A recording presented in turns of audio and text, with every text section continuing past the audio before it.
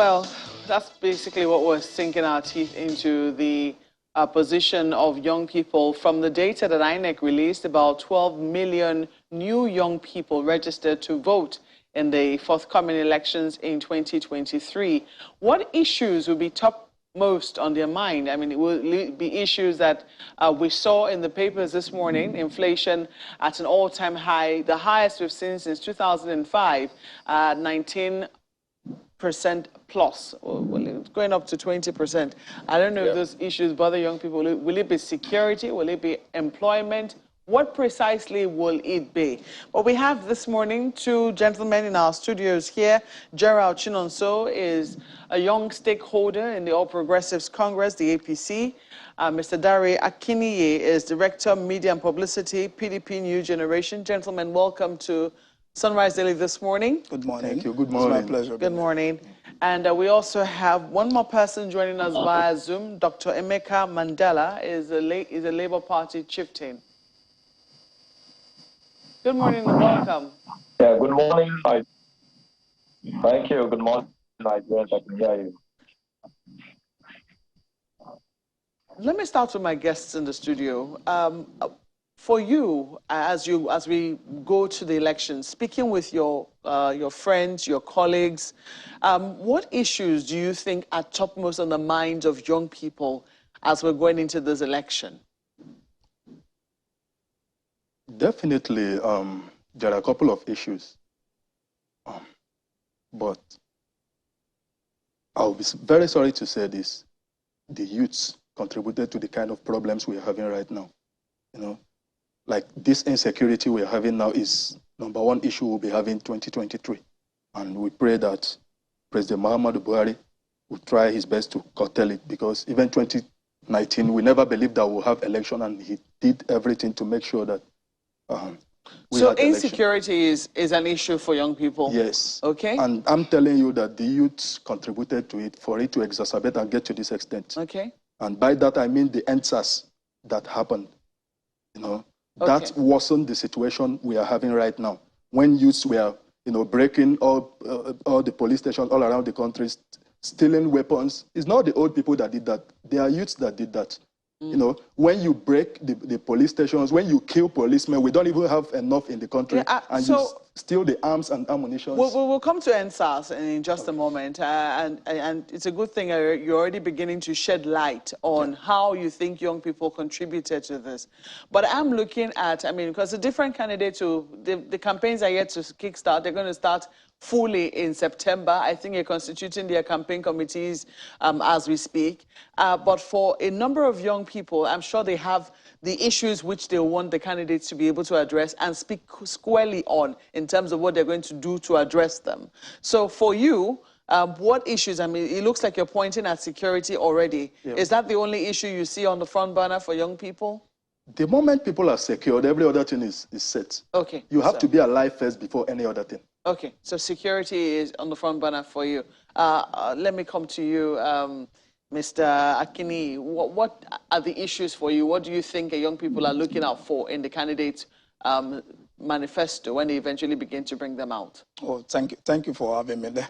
Let me start by saying you don't fix the blame, you fix the problem. Mm-hmm. And when you begin to look at the genesis of our problem, we have to move back to leadership. I'm embarrassed that someone can be blaming the young people of this country for contributing to insecurity, which is the topmost role or duty of a democratically elected government or whoever you want to target. I want to speak to two issues: insecurity and the economy.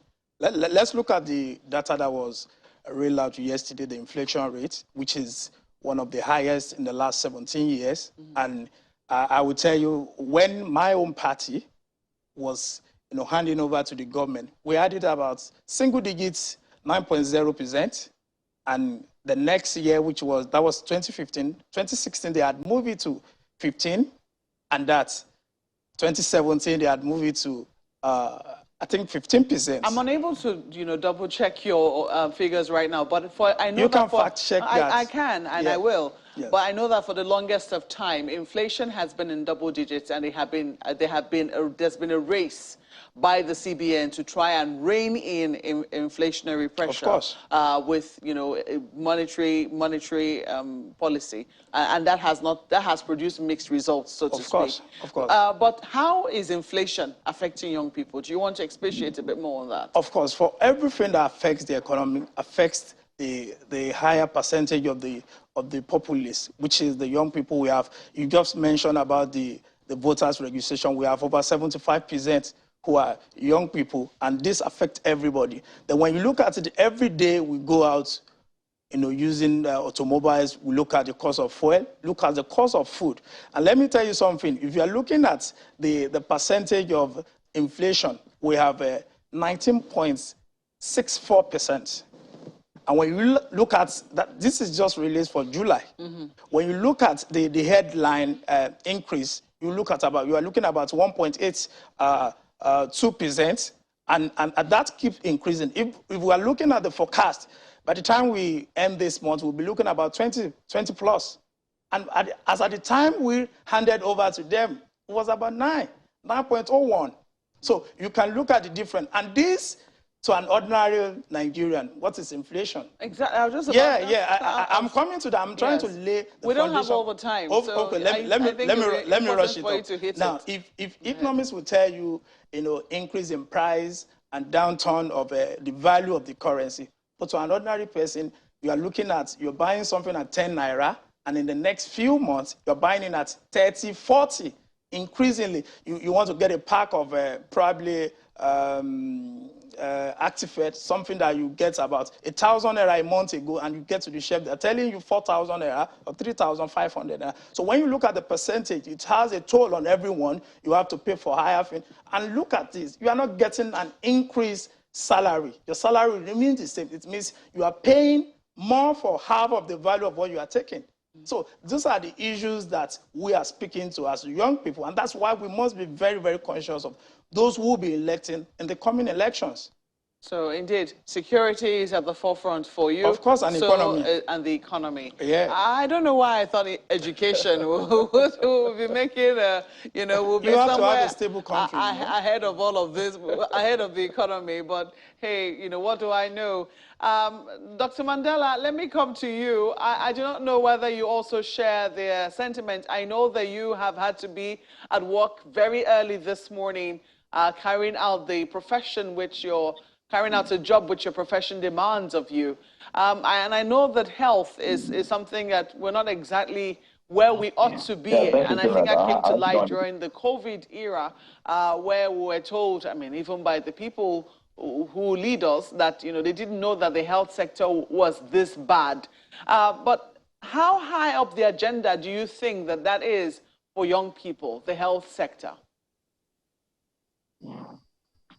Yeah, obviously, I want to just start with one primary thing of making Nigerians remember that the Constitution told us in Section 42B that security and welfare remains the primary purpose of government. And this brings us to the broad topics for this process. Now, welfare, obviously, the health sector, which I am a medical doctor, is represented there. Inflation in the health sector, we've seen from the COVID-19, like you rightly said, has gone so high.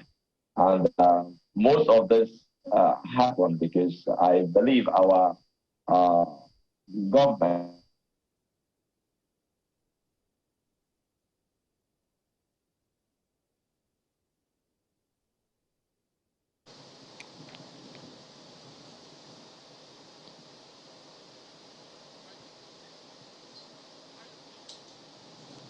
Well, very interesting. We hope to get back Dr. Mandela on that conversation that we're having. Very instructive and interesting one. But I don't know if it's okay for me to take this conversation back to Mr. Chinonso very quickly, the APC young stakeholder. I have for a long time wondered, what the causes of insecurity are. And every time I search, over the past 3-4 years or thereabouts, every time I have searched, unemployment has always come first or second most of the time. And many security agencies, even including the military, have said that one of the reasons for insecurity is unemployment. In other words, if we took care of unemployment well ahead of time, we're not likely to have the same level of insecurity that we have now. So for you to say that the young people are the ones responsible for insecurity, who caused their unemployment? Thank you very much. I have to be very straight and fast about this. Why I'm telling you young people are contributing to it and they are the main cause of it is that if you tell me that unemployment is the problem, then why is it that the young people will leave Nigeria that they claim that is bad and still go to UK and be stealing? How many of our youths have they caught carrying cocaine and all that? If you claim that Nigeria is bad, then when you go to those countries that have everything you need, why not respect yourself? You know, why not be a good citizen? And I keep saying this, that we Nigerians, or in Nigeria here, that we don't import leaders. We do with what we have. Yeah, on that. You have to be a responsible citizen before you can demand accountability. I agree with you. But then you haven't answered the question of unemployment. Just a second. You haven't answered the question of unemployment. Unemployment is a purpose that government is supposed to facilitate for that government or the private sector to create an employment for people. But most private organizations can't employ now because things aren't just going the way they are. Their investments are not secure because the young people, I mean, you know the saying, an idle mind is the devil's workshop. And I don't know the last time the devil did good. So again, the question remains, who solves the problem of unemployment, creates the enabling environment for employment to be created? Still the same thing we are saying here. You know, the government have to create employment, and not only the government.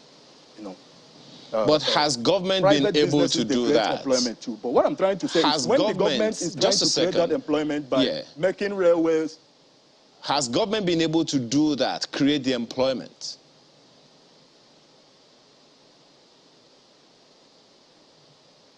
You're hearing me. When the government is making effort to build those railways, create employment here and there, and you see those youths vandalizing it, is it the fault of the government? This is what I keep saying. As you are looking at me here, tomorrow you will see me as a governor or commissioner somewhere. If I'm a criminal, even if you make me a governor there, I will continue being a bad person. One other way that in which we engage young people. First. Yes, I agree with you. One other way is 70% of Nigerians youth just a second, Mr. Chinoso, because as Marquez said, we don't really have much time. So, so let's try to look at these issues as quickly as possible so that we can get something good out of it. One of the ways in which we engage young people, one other way in which we engage young people so they don't have time for things they shouldn't have time for, is education. You know very well that it's about 6 months now that ASU has been on strike. And I don't know if you know the figures of the millions of people who are out of school, whether in the north or in the south. Is that also the fault of young people?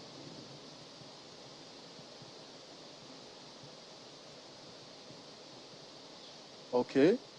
I am aware that the youths are on strike, and it really hurts, because as far as I'm concerned right now, the national youth leader of the APC, because I'm speaking for the youths, especially for the APC right now, the national youth leader of the APC, Honorable Dayo Israel, has made a lot of efforts. He has met the Minister of Labor and Productivity, Chris Ngige. They talked about it extensively. He has met the ASU leadership. They have discussed about it. Like I watched Honorable Festus Keyamo the last time, saying if it will entail him begging the ASU leadership to help students go back to school, they should do that. And I heard that the ASU, they are having a meeting with President Muhammadu Buhari or the presidency this week. I just hope they resolve this issue, because I don't know, this is no longer politics, because it's not only APC students that are on strike, even PDP, Labour Party, everybody. Everybody just have to put them together and beg this ASU. I don't really know what the problem, I don't really know, Well, I just hope they resolve it soon. Okay. Let me talk to Mr. Akini, the Director of Media and Publicity for PDP New Generation.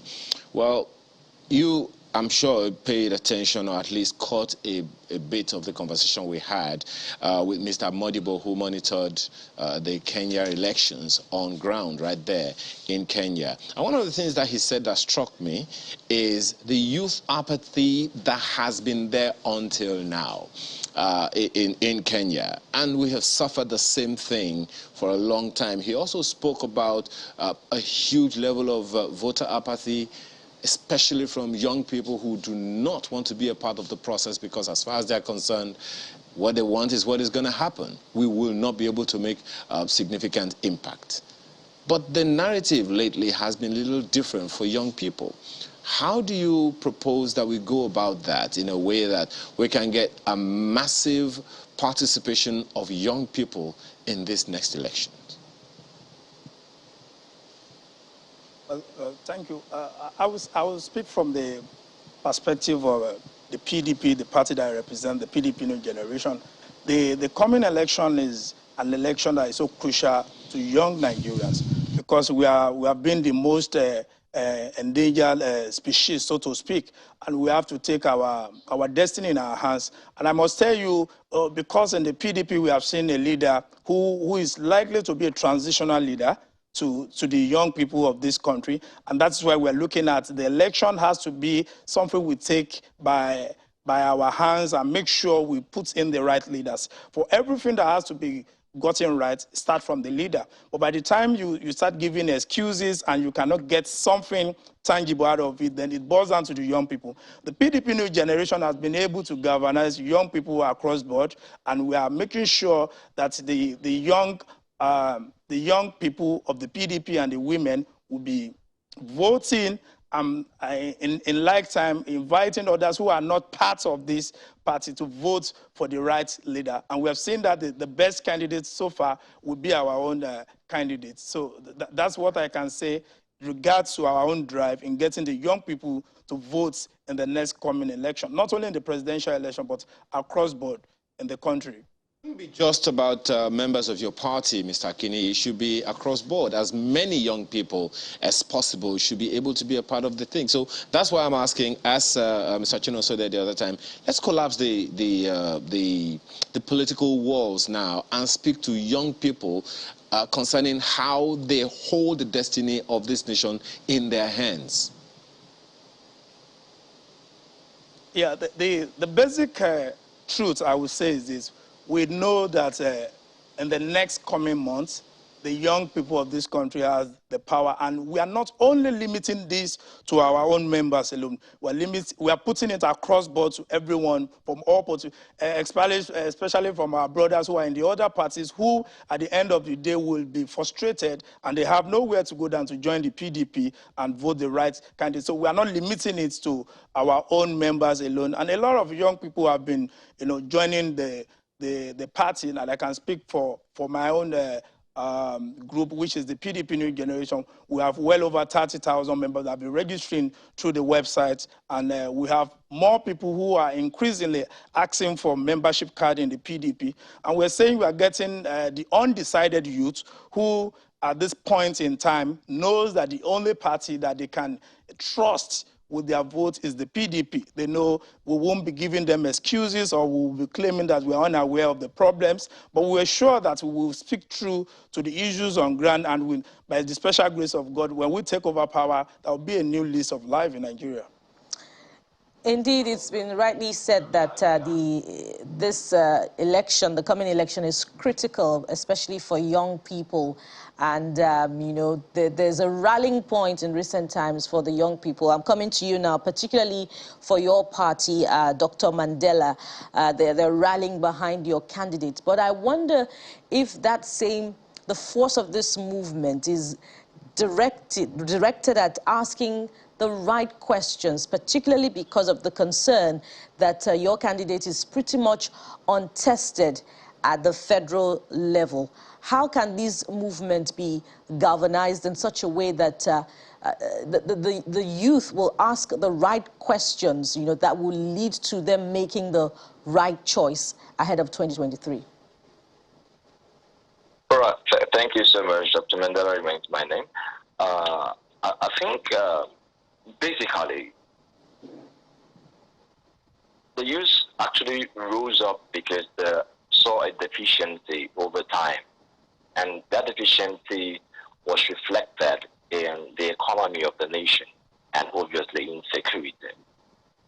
It became so much to the extent that the youth who believe up to an extent previously on the leadership of the nation lost total confidence and say we have to come forward and make a decision for ourselves. Now, among all leaders of the old generation that the youths have believed failed us, we saw in a man, Peter Obi, who has some similarities that are quite different from the rest in terms of his low-cost living and his well-informed understanding about the economy of the nation. The rallying round behind the obedient movement we see today is not born out of an uninformed understanding of what we are suffering or what we are seeing in Nigeria. The movement is focused on coming to address the issues that have taken youth out of their resting point to become so active to know how the nation can actually be better.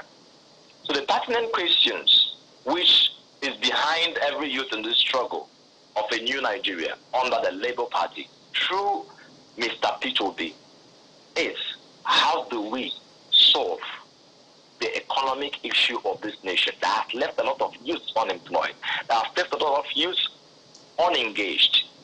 And when youth are unengaged, we have over 200 million Nigerians. And if a large chunk of that population are unengaged positively, it means that they will be left with no option than to look for other means to survive. But in seeking, Dr. Mandela, but in seeking these alternatives, don't you see your movement, caught in the euphoria of getting an alternative candidate without particularly interrogating this candidate on how he intends to bring them the deliverables, security, power supply, and all the other issues that relate with the economy? Don't you think they're caught in the euphoria of the movement without necessarily asking the questions? Oh, okay. Before we are caught in the euphoria, actually, the question is what caught us? And the thing that caught us is the consistent message from Mr. Peter Obi on how he's going to solve these problems and telling us how he has solved problems in the past and using the words verify, meaning go and check if I can do this, and we've done and he can do it. Now, before we started following Mr. Peter Obi, we watched him carefully, and what was he saying? He was saying, how can we solve our problems? And what are these problems? Let's take insecurity, for instance. He kept telling us, the most important aspect of insecurity first is to understand why there is insecurity before you start treating the cause. And why is there insecurity? There is insecurity because a lot of people are doing nothing. They are idle. An idle man is the devil's workshop. So the first thing he says he's going to do is to engage the youth gainfully through employment and other means to get them busy, active, and productive. And that is where we move from his wonderful mantra of changing Nigeria from a consumptive nation to a productive nation. And the only way it can happen is using the numbers of the youth, that workforce from the youth. By the time when you see a man who is thinking of a productive mantra, you know that the production comes from the multiplication of the youth numbers. Meaning the youth are going to be gainfully engaged in productive activities of this nation. And if that is done, insecurity is going to come down. Again, he didn't stop there. Obviously, insecurity also has some other secondary issues outside the main context of solving the unemployment. We have areas of poor security structuring. And that is why he kept saying, we are going to restructure the security aspect of our defense system. It is very important we look into that. We need to know why our defense is not so active in combating crime. And he kept telling us what Expert is going to invest in is strategic repositioning of our security personnel, where we have over 20 policemen following one VIP, and we have 5 policemen guarding an entire community. So how do you expect bridges of insecurity not to not to take place? Again, the last thing he keeps telling us that makes us we have confidence in him is the issues of intelligence gathering. Security issues in every nation, intelligence gathering should be one of the top priorities of the security chiefs. And we don't think that that is actually utilized in its maximum capacity. If we actually put in more effort in intelligence gathering, obviously, before a crime is committed, the information should have gotten to the security details, and they will have a robust team that will checkmate it even before it occurs. That's why we talk of strategic repositioning, like His Excellency Mr. P2B tells us. So we're not following him blindly or following a movement blindly. We are following him because of what we've heard him say and what we know he can do, because what he has done in the past that we have verified. He is well informed in what is happening in the country, most especially on the security aspect, which he believes can be solved through these few areas that I have just told you. Thank you.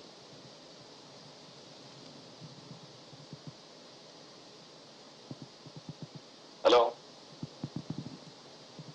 All right, then. So, gentlemen, let's ask both of you. Do you both have your permanent voter cards? Yes, of course. So, for you, as an individual, when going to vote, what will be most important to you? Thank you very much. The most important thing for me is, to vote the person I feel that will make this country better. Specifically? In what way? I mean, when you say better, what exactly? In all ramifications: education, security, technical know-how, assembling the best people to do the job. Because even if you bring Obama as the president of Nigeria, if he cannot assemble the right people to work with, he will not achieve anything. So that's why.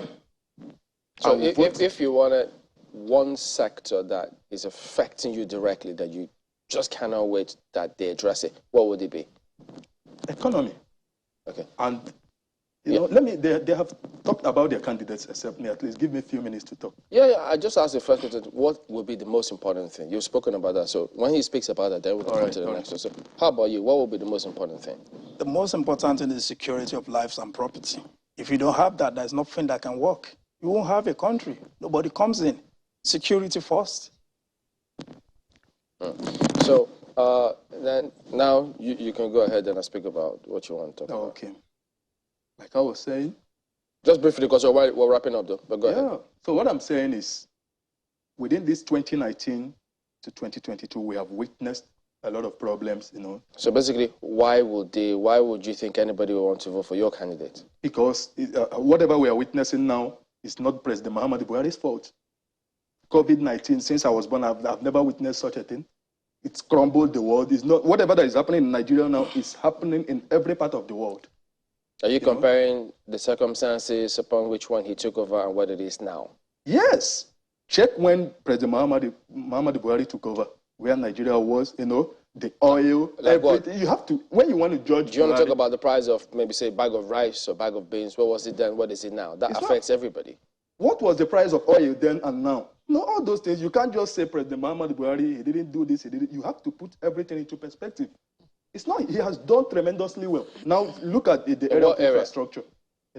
Yeah, go ahead. Look at the area of infrastructure, what he has been able to do. Nigeria was very safe until that enters. Really? Yeah, when youths were killing policemen, touching away weapons. Okay, after stealing weapons from police stations and killing policemen. How are you conceiving? I mean, NSAS was not a movement that started last year. It was a movement that had been on for a while. I mean, it started online, but it did not become a physical protest until last year. And what was it about? It was about ending police brutality. Isn't that correct? Yes, of course. And citizens had been making complaints about reforming the police. Isn't that correct? Yeah. Yeah, so if things eventually went out of hand, I mean, however it was that it went out of hand, can citizens be blamed for seeking reforms to the primary agency that should be in charge of their security? Do you know why I blame them? You know, you said President Muhammadu Buhari should reform the SARS, and he did that. He agreed with you. Or you leave the streets and you refused. Before you know it, opposition now bought into it, you know. And they opposition? Opposition did that. It became political. That's why it degenerated into that. Okay, we have less than 2 minutes. So what I'm saying is that my candidate, Asiwaju Ahmed Bola Tinubu, is the best to lead this nation. All right. 2023. Dari. Okay, let me go straight to the point. If you look at from December 2020 to August 2021, we had over 819 students that were kidnapped across the country, just 4 incidents. And out of those numbers, we have over 414 students who are kidnapped in the home state of the president, meaning the country is not safe. He was saying the president has done so. Let him have a road trip from Abuja to Kaduna. Then we'll see how we can raise money for him or raise money for anyone who has decided to accompany him. My own is so simple, and for every young Nigerian, that we know the APC has failed, and we know the only party that has the muscle, the structure to replace this aberration, because in the first place, we shouldn't have had them, is the PDP. And the only candidate who can give all these boxes checked, from security to economy, youth and women involvement in politics, back to education, and true federalism, unification of the country. And that's why we call him the unifier. It's Alhaji Atiku Abubakar. And I will want to quickly correct him on the issue of NSAS. There was an NSAS movement that eventually culminated to NSAS protests. You cannot blame the young people who have come on the street to say, this is what we want, this must stop. Why blaming them? They have their right to protest. The government have failed in protecting them on the streets. When you blame young people, I hope you know, if they show you images of young people, even in the APC and all political parties, would you also say, well, yeah, they were also at fault, even though they were members of your party? Because I don't know how you came to the conclusion that they were opposition. No, I agreed with the masses. When they started the NSAS, I agree with them that the SARS, they must be reformed. But have you spoken to youth in your party about that? Of course. What happened? During the NSAS? Did they admit culpability? No. Is this your personal view, or is this how your party sees it? About NSAS? This is my personal view, and that's how every reasonable person sees it. You know? Well, I don't know about I need to chip in. Even the president has the assumption that people were protesting and they were coming to the seat of power to overthrow him. Yes. So that is the mindset of the APC. That is what they believe in. That is the generality. He's speaking for the party, and that is the normal, narrative that is being, pushed out, that the opposition or the young people were behind the NSAS process, just to scatter everything. So I will leave the decision to the voters. There are a lot of videos to show.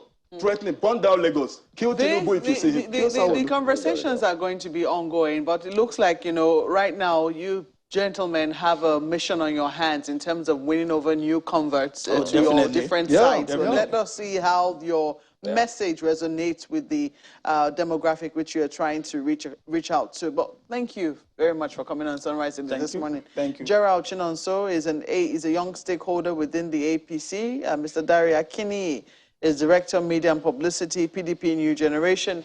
And we also had with us via Zoom Dr. Emeka Mandela, who is the Labour Party chieftain.